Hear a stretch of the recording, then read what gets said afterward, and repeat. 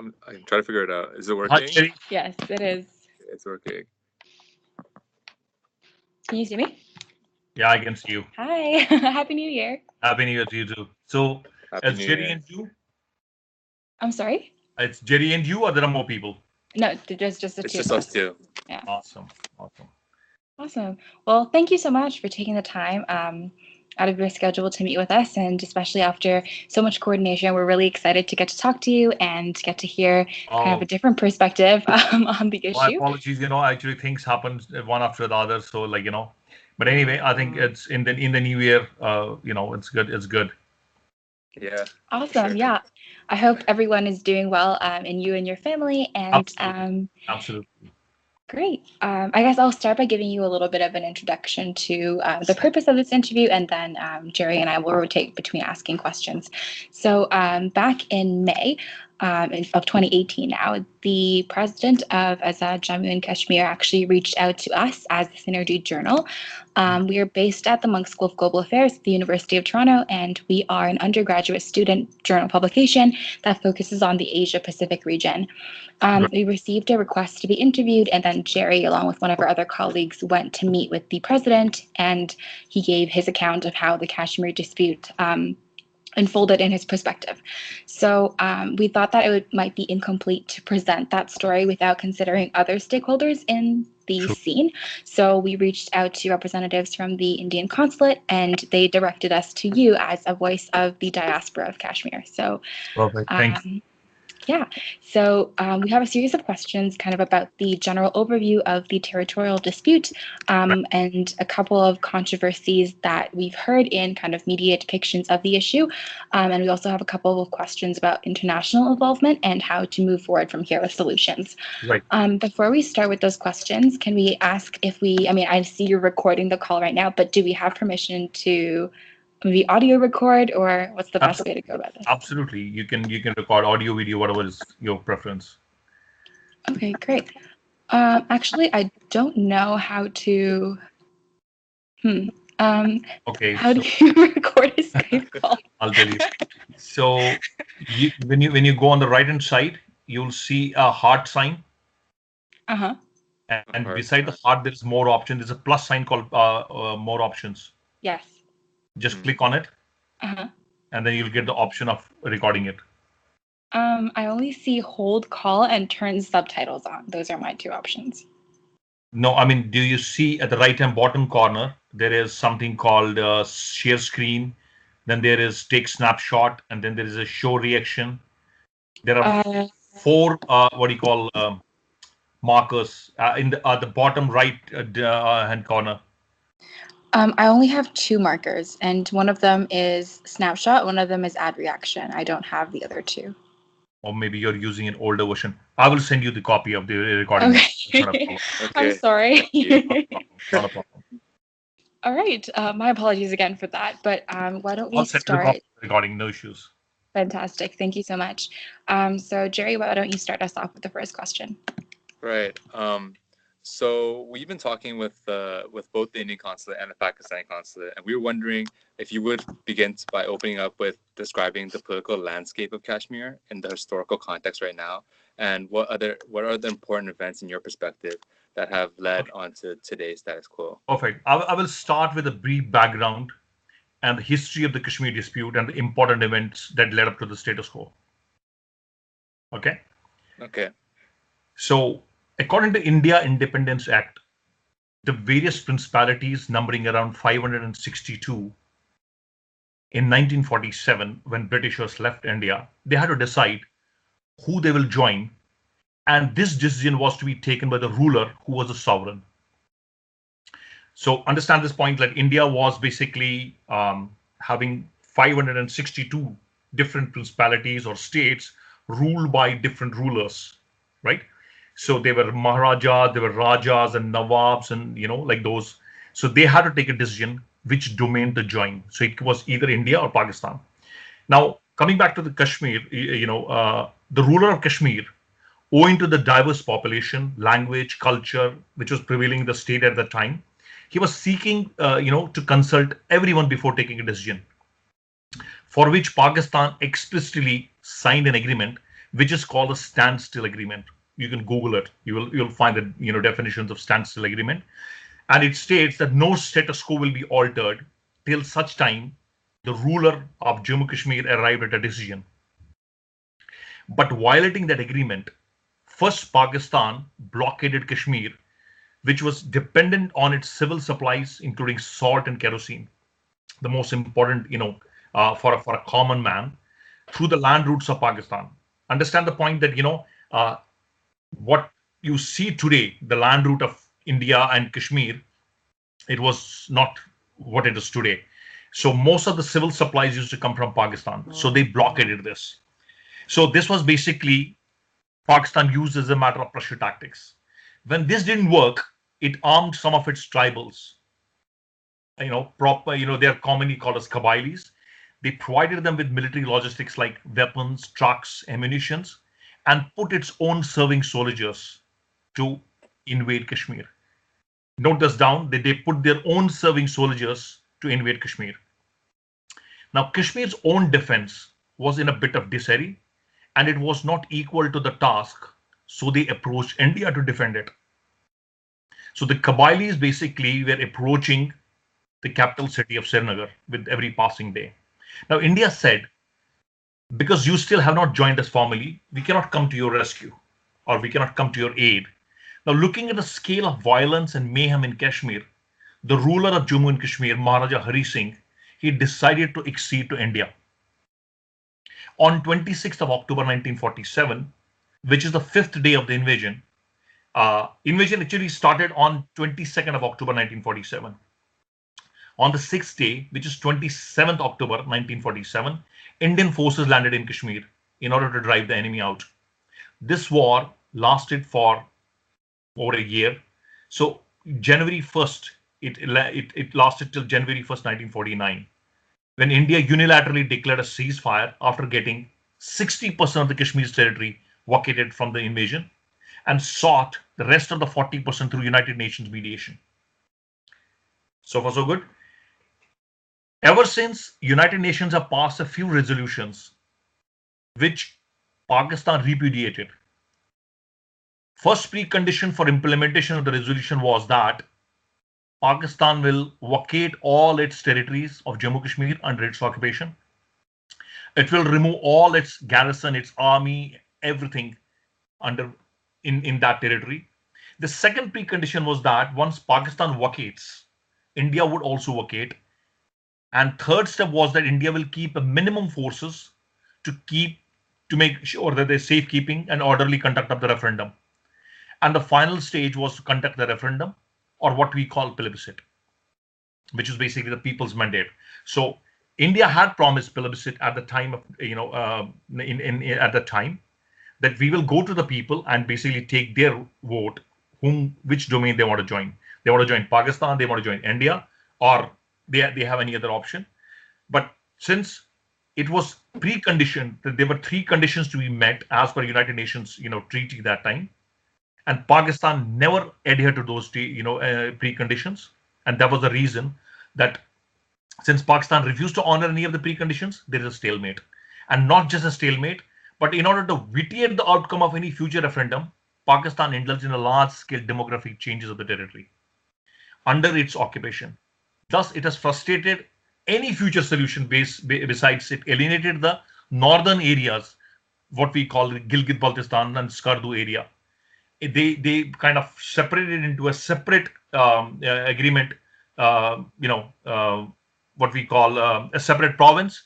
And in order to further complicate the matter, it has ceded more than 5,000 square kilometers of Saksham Valley, which is near the Karakoram range, to China. You know about it. China has pumped in billions of dollars, and they are creating mega cities and many other development plans are there. This is complete blatant violation of the agreement. Now, much later, in a separate agreement with India, which is basically called the Shimla Agreement, Pakistan agreed and committed to an agreement that this dispute will no longer be mediated by any third party, thus eliminating any mediation by United Nations or any other country or forum and rendering the earlier resolution infrastructure. Okay, null and void. Subsequently, it unleashed a jihad or violent campaign to alter the demography of J&K state, which is part of the Union of India, and force a solution through such violence. This is briefly the history of the Kashmir dispute. Thank you. Angela, you want to ask the next question? That's great. Thank you so much. Our next question is kind of an underpinning kind of factor that influences our knowledge and how we learn about the conflict. How much press freedom is there on both sides of the conflict or the dispute, and what is the role of the media in kind of portraying the information that you've just provided to us? Okay, so we will take one question at a time. So what you're talking about, the press freedom exists on either side. Mm-hmm. What's the role of media? At the beginning of the unrest in 1990, which basically saw a complete annihilation of a community in 1990, several newspapers in Kashmir Valley were burned down by the jihadi elements and shut down. Several journalists have been killed in the last 29 years. All cinema halls have been shut down. Newspapers were used to amplify the propagandas, and open advertisements were put in newspapers to terrorize the minorities, which was basically the Kashmiri Hindus, the Sikhs, the Bauds, and the Jains. They killed some very prominent people from the media. Director General of the local TV station Lassa Kaul was shot dead in his residence. Artists and performers were harassed, and some were brutally killed. One of the leading, laureates from Kashmir, Pandit Sarvanand Kaul Premi, was abducted along with his son and killed in a very brutal manner. I mean, he's the one who has translated some of the noted epics of Sanskrit into Kashmiri language, and he has also translated, Quran into Kashmiri language. And so much was basically, and so still, I mean, I'm sure that you must have known recently, one of the scribes was recently killed in Kashmir. So nothing has changed in the last 30 years. That most of these scribes, journalists, laureates, they have been so much harassed that they had to flee the valley or face the bullet. This is one aspect of it. The local media operates under severe threat to life and limb, and it's forced to follow a narrative which is set from across the border, which is Pakistan. It's also subject to manufacturing and exaggerating incidents into atrocities, what we call creating in an atmosphere, creating a narrative that so much atrocities are happening. A small issue is basically escalated into a large, large matter. So provoking disruptions and disaffection is the norm. For example, the Shopian rape case and the Kunan Pushpara rape case, both were fabricated incidents in order to arouse passion. So that's about the media and its role, and nothing much has changed over the period of time. Great, thank you. Jerry, do you want to do the next one? Sorry, my connection is getting kind of bad. Can you ask this question? I'm trying to connect to a different source. Yep, sure. So our next question is kind of venturing into kind of controversies and allegations that people have kind of imposed on India and Pakistan. So we'll ask one accusation on each side. With regards to potential or claimed human rights violations by India in Kashmir, can you specifically comment on the Armed Forces Special Powers Act of 1990 and whether generally the human rights violations you mentioned have some truth to them at all? Okay. Now, I'll start with the Armed Forces Special Powers Act. This was enable the security forces to operate in extremely challenging and hostile conditions because of very well entrenched army insurgency, funded, trained, and sponsored from across the border, and misuse of our criminal justice system, and to implicate and demoralize peace forces. However, armed forces have their own system of crime detection and punishing, what we call the the martial law, which is basically within the armed forces, and punishment has happened and punishment has happened for erring officials, and they have been severely punished from time to time. In the last 29 years, there have been so many court martials which have happened, and erring officials there have been some atrocities. I'll give a small incident. Whether it's an army officer or whether it's a common human being, We all react to certain, situations. I was born in Kashmir. I lived there till my, my high school. Now, I'll give you a scenario. I mean, Kashmir has, after the insurgency has escalated in the last 29 years, so there are so many bunkers and so many, pickets, where armed forces basically, put a vigil and guard. So what happens? Let's say there is an army picket, an army, bunker, which is manned by 2 or 3 people. Now, again, at the end of the day, behind the uniform, there's a human person. There's a human being, and he feels hungry. So what happens during certain breaks? They get supplies, they get food. So if there are 4 people manning, 2 are eating and 2 are keeping a vigil, and suddenly somebody comes and lobs in a grenade or a shooting happens, and the people who are eating, unarmed, innocent army people who are basically like a civilian at that time, they're shot dead. So what happens? There's a reaction. I'm not saying that an army has basically created such a great examples of restraint in the last 29 years. I mean, had it been an army of any other country, there could have been damages it would have been much more severe. So in retaliation, there are crossfires which have become a norm in the valley of J&K, particularly in the valley of Kashmir. So human right violations sometimes do happen, but Indian army is considered the finest and the most disciplined army in the world. And whosoever have been erring officials, they have been reprimanded and they have been punished for such crimes. But if you compare it the number of such atrocities, it's very minimal. It's I mean, they do happen, but they don't happen the way it has been portrayed or the narrative has been created. Thank you for that response. To follow up with that question, we want to know also about the accusation on the Pakistan side. So there have been allegations that claims that Pakistan funds and equips fighters to cross the porous border and instigate conflict on the Indian side of the border. How do you feel about these allegations against the Pakistani side of the conflict? Okay. The fighters from time to time who have been basically intercepted, killed, or imprisoned are of foreign origin as well as indigenous. Afghans, Chechens, Arabs, Egyptians, Tatars, Sudanese, Uzbeks, so many different nationality of terrorists have been nabbed, killed, or imprisoned in Kashmir from time to time. And even Chechens and Rohingyas in the recent times who have infiltrated into Kashmir for engaging with our security forces and causing harm through violence. But also an equal number of indigenous boys have been forced to join them or brainwashed to join the so-called Azadi or the rant of the so-called freedom movement. Very often young men have been abducted, moved on gunpoints to join the insurgency on the name of freedom or the freedom struggle, much against their wishes. So that's like my take on and all these have been basically funded, trained, motivated from across the border.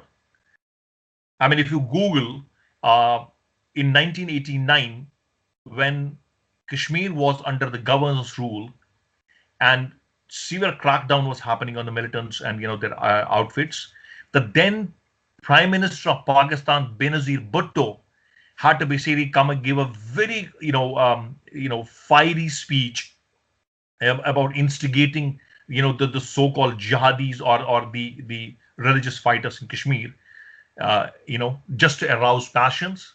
So Pakistan has been funding and equipping fighters across the border, not just since 1989, but from the time when JKLF was formed way back in early 70s, when a plane was hijacked and eventually one of the leaders was hanged in India. Okay, thank you.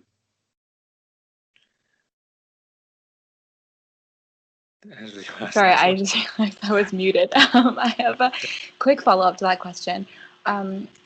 with regards to foreign interference, you mentioned kind of involvement from across the border, but are there any other actors involved from, let's say, like outside of South Asia, or is that not applicable? You see, what's happening, I would also call it like the rant of Kashmir, the so-called Azadi or the freedom of Kashmir, in actuality is basically a pan-Islamic movement in Kashmir. Kashmir is the only state in entire India which has got a majority Muslim population. So we have seen places in various parts of the world where the demographics have been changed. Like when the Muslim population suddenly increases to a level, they want to basically enact their own what we call the Islamic laws. So the narrative has been created across the world. I myself have worked in different parts of the world. I've lived in Middle East for many years. I've basically worked short while in Australia. I've been in Canada for the last 11 years. So you basically project Kashmir issue as an Islamic issue, as a Muslim issue, that Muslims are being mistreated there. Muslims are being, are basically being not given their rights. So in the recent times, one of the mosques within GTA was caught by the local CRA for funding the terror organizations in Kashmir. $130,000 were basically siphoned from the mosque's funds to the certain organizations in Kashmir, and this mosque and the organization came under the radar. So it's not just what we call the support across the border, because it's been projected as an Islamic moment. It's been projected as a Muslim moment. So we see that the support, whether it's a moral support coming from UK, whether it's the monetary support coming from the North American, part of the world. I mean, other factors are also involved with it. Right. Can you comment a little bit about the role of Azad, Jammu, and Kashmir in this region, the Pakistani government? Yeah. So Azad Kashmir is a legal anomaly. According to the United Nations resolution, which dates back to 1948, Azad Kashmir is neither a sovereign state nor a province of Pakistan, but rather a local authority with responsibility over the area assigned to it under a 1949 ceasefire agreement with India. It has remained in the state of legal limbo since then. In practice, the Pakistani government in Islamabad, the Pakistani army, and the Pakistani intelligence services (ISI) controls all aspects of political life in Azad Kashmir. Though Azad means free, the residents of Azad Kashmir are anything but free. Azad Kashmir is a land of strict curbs on political pluralism, freedom of expression, and freedom of association. A muzzle press, banned books, arbitrary arrests and detention, and a torture at the hands of Pakistani military and the police, and discrimination against refugees from Jammu Kashmir. Thus, it's a pseudo name given to the Pak occupied Kashmir by Pakistan. Azad means free. They call it Azad, free Kashmir, which is absolutely much away from the reality. Since it's a territory which is under the direct control of Pakistan, it is a bedrock of terror training camps in the region. It has been helping jihadi fighters train in various training camps, and due to its close geographical proximity with India and its Jammu Kashmir state, it has been infiltrating jihadis into Kashmir. POK acts as a rump in order to legitimize the ongoing violence on the name of unification of Kashmir. That's my take on the so-called Azad Jammu and Kashmir, or what we call the Pak occupied Kashmir. Okay, great. My next question is with regards to the borders. So we have heard from our previous interviewees that the borders are a highly militarized area with really tight control.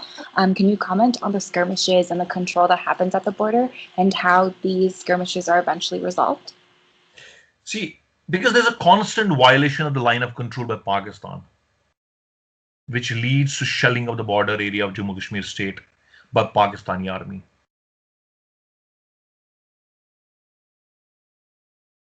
Probably sometimes even run into thousands. And it also provides cover fire to the infiltrating jihadis or terrorists from across the border.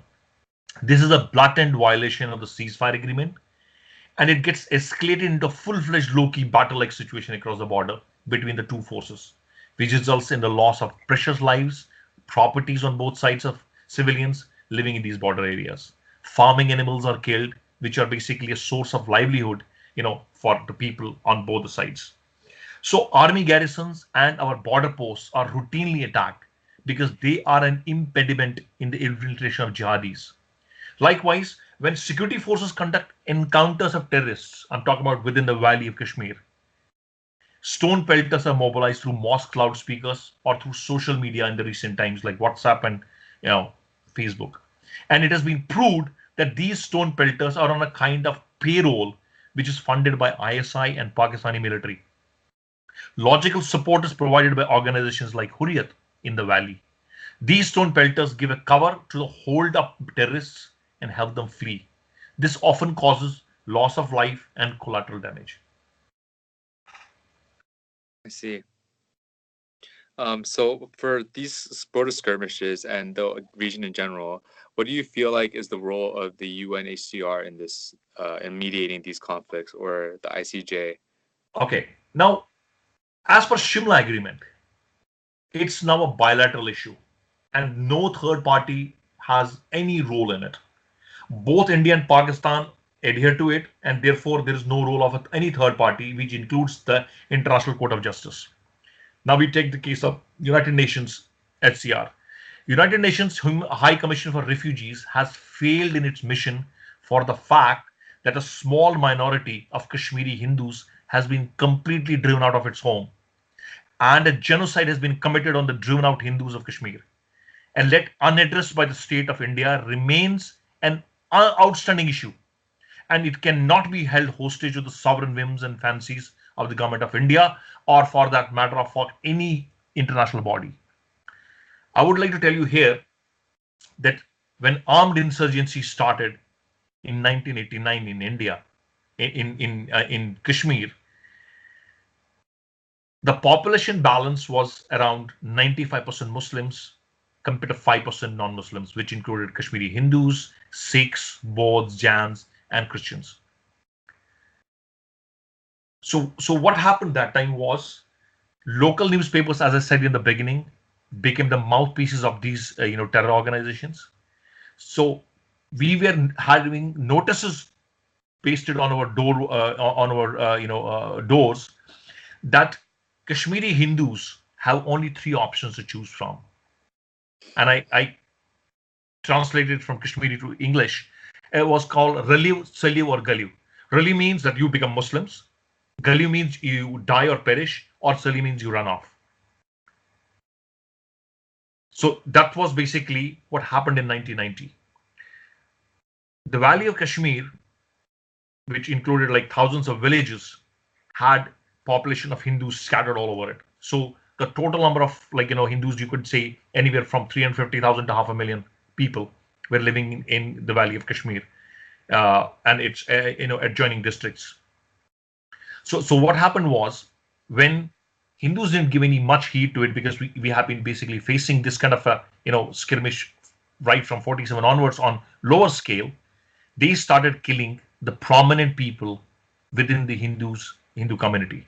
As I mentioned, the prominent people included some high court judges, the local television stations director, telecom engineers, some noted literates and writers, and many. In fact, the first killing was of the current Bharatiya Janata Party's local leader, Pandit Tikalal Taplu. He was killed in a broad daylight.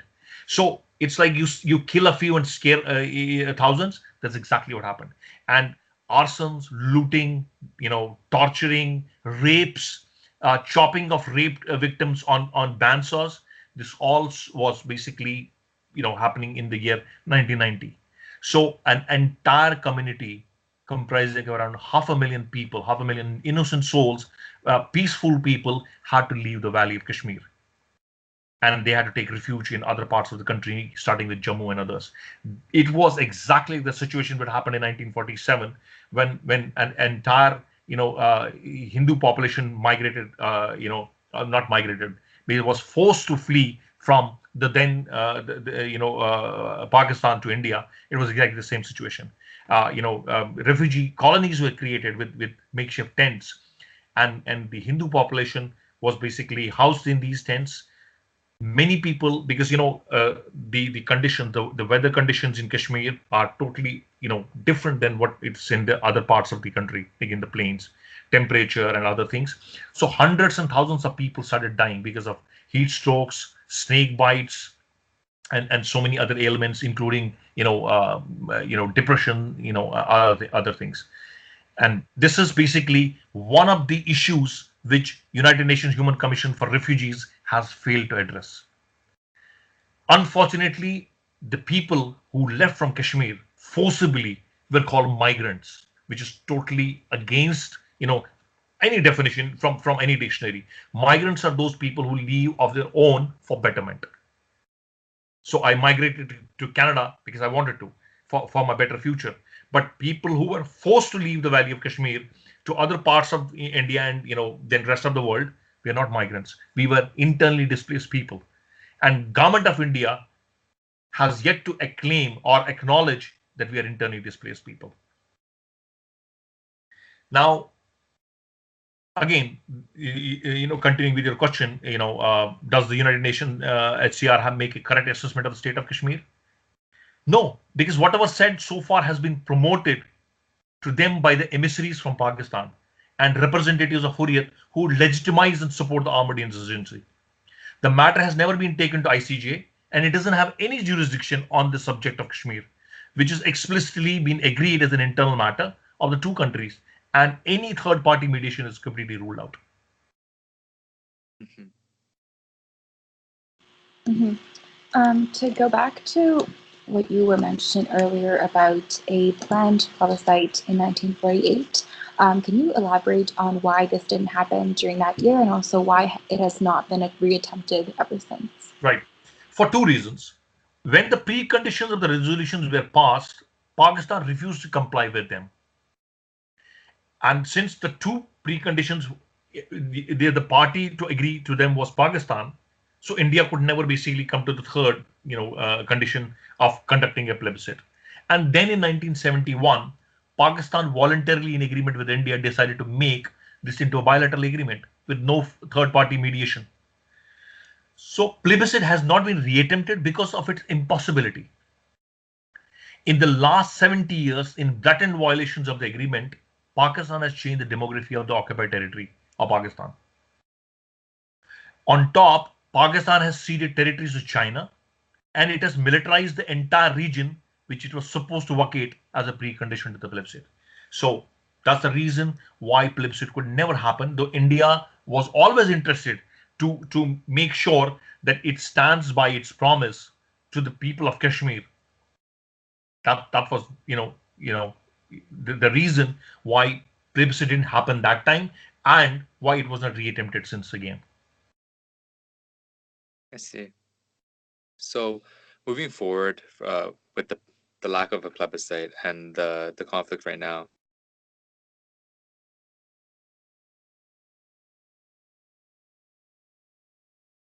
Hello.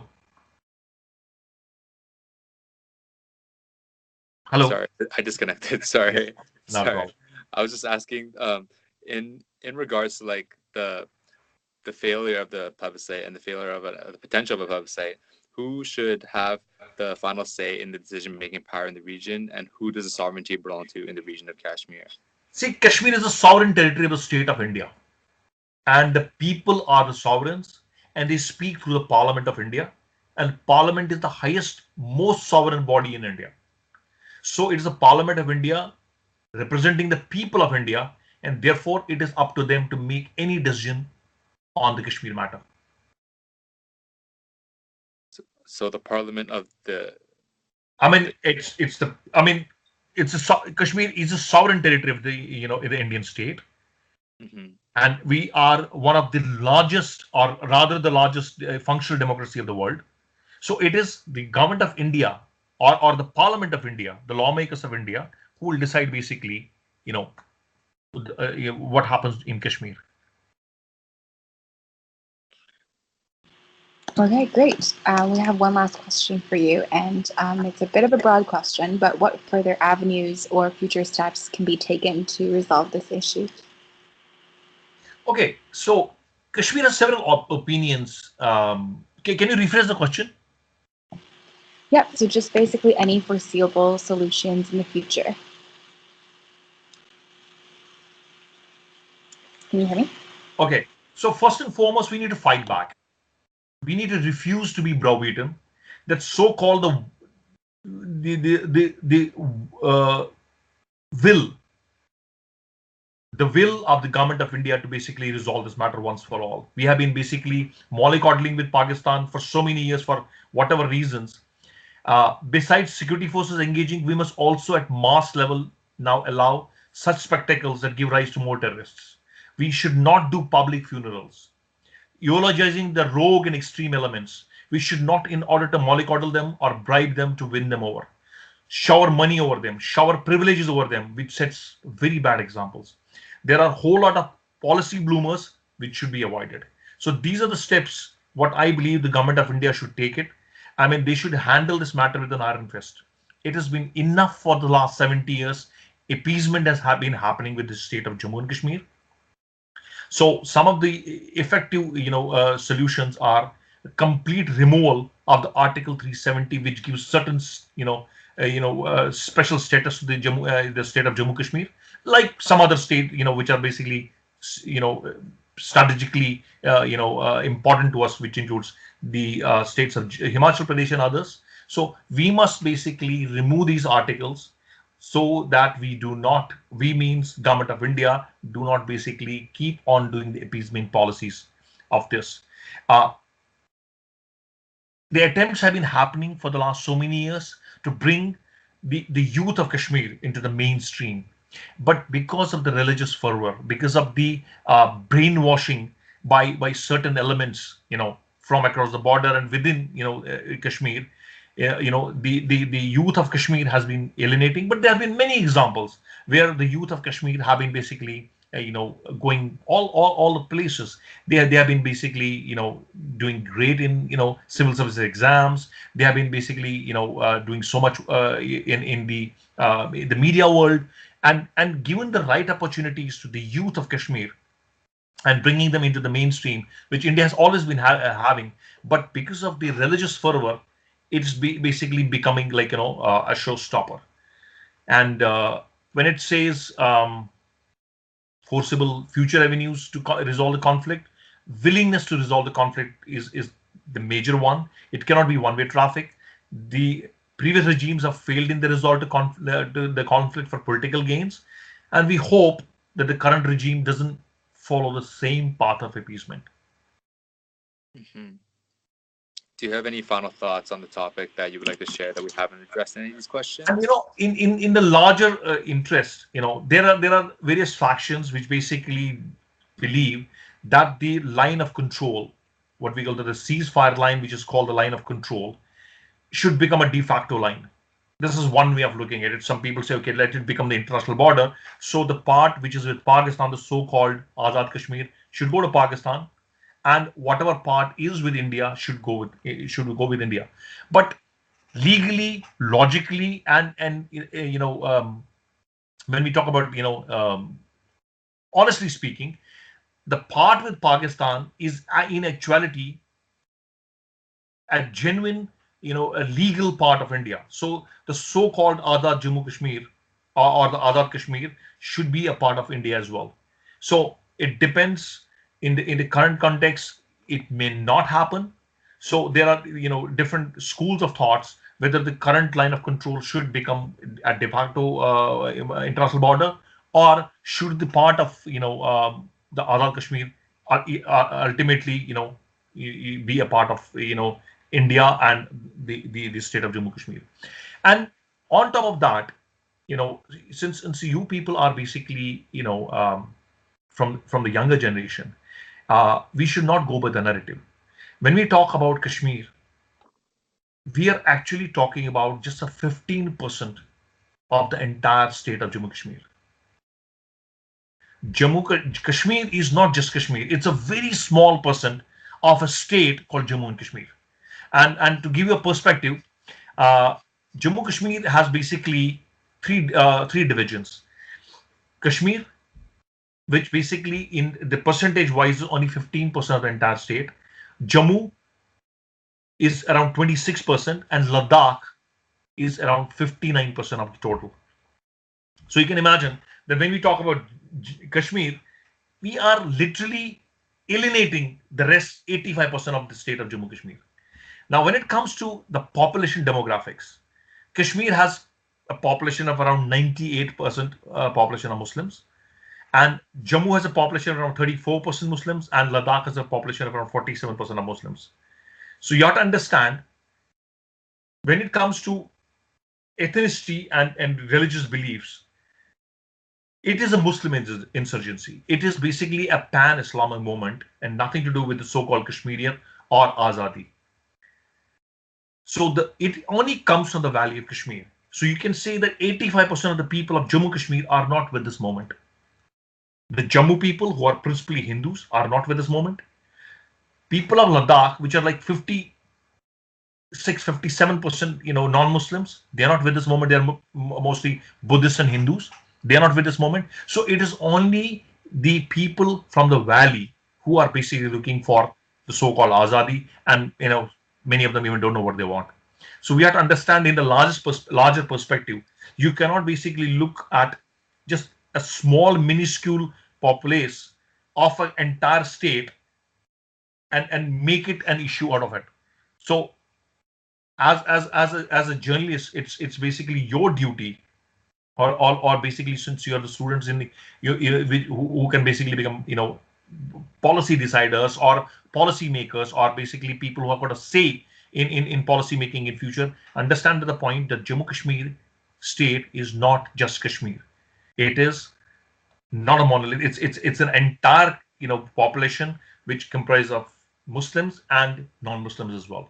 So the aspirations of the entire should be taken in entirety, not just because Muslims are asking for it and it's become an international issue. Angela? Great. Yes, thank you so much for all of those insights. I think that's it on our end, and thank you for sharing those final thoughts. Hopefully, Jerry and I will one day live up to the kind words you shared with us over this call. And again, thank you so much for taking the time on. Each time, I would like to come and see you guys as well. I mean, it's always good to be, face-to-face interaction is always good. And then I want to also know, what else you're doing, as a group, and how we can contribute towards it. Fantastic. Yeah, we'll be at the University of Toronto, so let us know when you drop by on campus and we can coordinate a meetup. Perfect. Thank you so much. Thank you for your time. Yes, and Happy New Year again, and take care. Thank you so much. I'll send you the recording as well. Thank you so much. Thank you. Take care. Bye. Happy New Year. Happy New Year.